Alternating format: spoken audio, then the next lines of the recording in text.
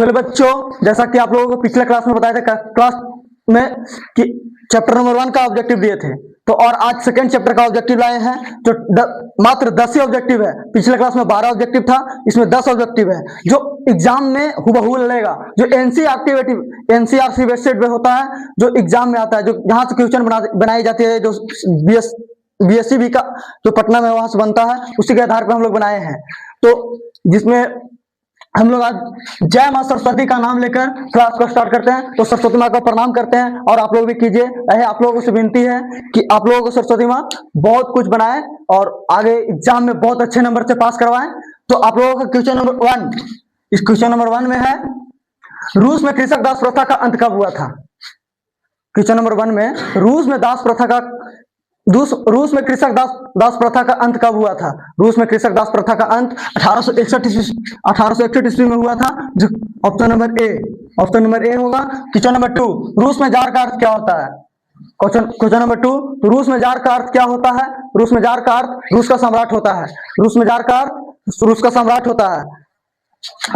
इसका option number D, अब इसका ऑप्शन नंबर डी होगा। क्वेश्चन नंबर 3, कार्ल मार्क्स का जन्म कहाँ हुआ था? कार्ल मार्क्स का जन्म कहाँ हुआ था? ये क्वेश्चन VVI मान लीजिएगा, आपको ये आएगा ही आएगा। कार्ल मार्क्स का जन्म कहाँ हुआ था? तो कार्ल मार्क्स का जन्म जर्मनी में हुआ था।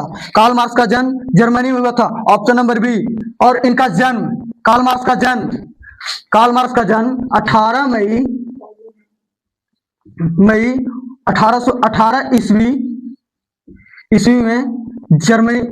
में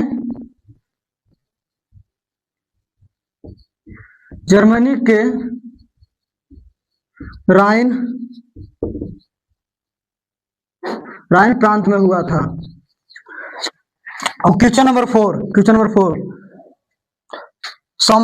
साम्यवादी शासन का पहला प्रयोग कहाँ हुआ था?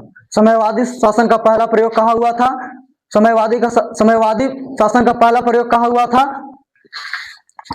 साम्यवादी शासन का पहला प्रयोग कहाँ हुआ था? तो रूस में हुआ था। Option number A.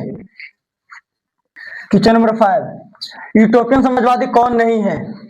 Question number 5 में यूटोपियन समाजवादी कौन नहीं है? तो यूटोपियन समाजवादी कार्ल मार्क्स नहीं है। यूटोपियन समाजवादी कार्ल मार्क्स नहीं है। तो इसका ऑप्शन नंबर सी लॉक किया जाए। Right answer option number C. Question number 7, war and peace किसकी रचना है? वार एंड पीस किसकी रचना है? तो टॉल्स्टॉय की रचना है। क्वेश्चन नंबर 7, बोल्शेविक क्रांति कब हुई? तो बोल्शेविक क्रांति नवंबर 1917 में हुई। क्वेश्चन नंबर 8, लाल सेना का गठन किसने किया? Trotsky. Option number C right answer. Question number 9, Lenin का मृत्यु कब हुआ? 1924 ईस्वी में हुआ।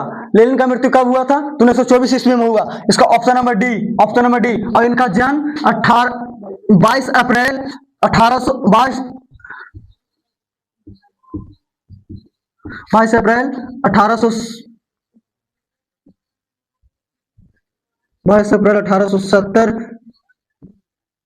ईस्वी में रूस में हुआ था। तो लेनिन की जन्म कब हुई थी? तो लेनिन का जन्म 22 अप्रैल 1870 ईस्वी में हुआ था। क्वेश्चन नंबर 10, ब्रेस्ट-लिटोवस की संधि किन देशों के बीच हुआ था? ब्रेस्ट-लिटोवस की संधि किन देशों के बीच हुआ था? तो रूस और जर्मनी के बीच हुआ था। रूस और जर्मनी